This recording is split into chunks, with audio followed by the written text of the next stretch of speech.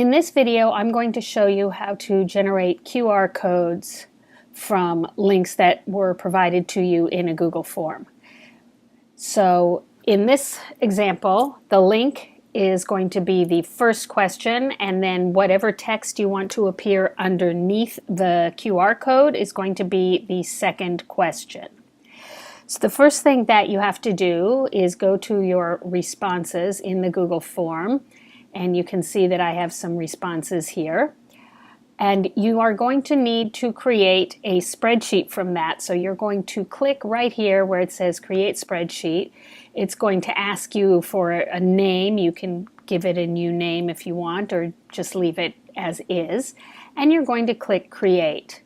The spreadsheet will open in a new tab, and you can see that I have the timestamp of when the things were submitted, the link, and my name, which is what I want to appear underneath that link.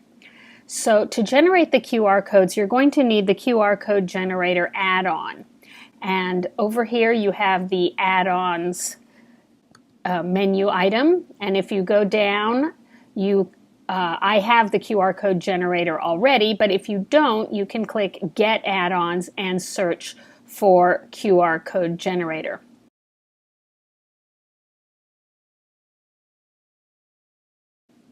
Since I already have it, I'm going to click Open, and it's going to open for me. If you have not used it before, or if you haven't used it in a while, it might ask you for permissions, and you need to grant those in order for it to run. So just let it do whatever it needs to do.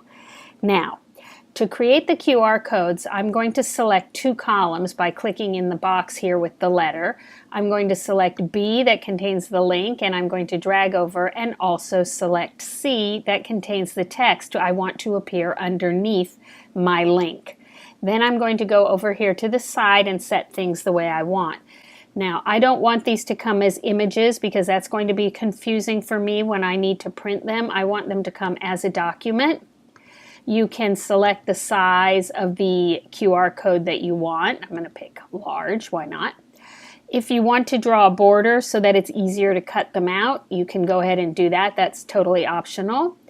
You want to choose Use the second column, and you do not want to pick this shorten URL because it is using an old form of URL shortener that is going to be going away very soon.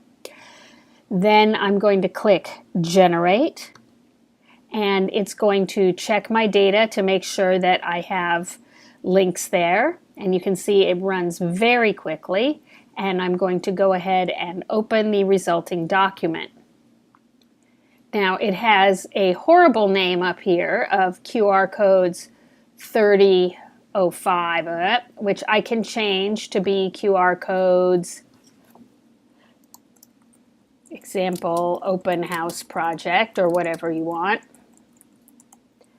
And then I have my QR codes here. Now, because I had the first column highlighted, rather the first row up here, it gave me link and first name.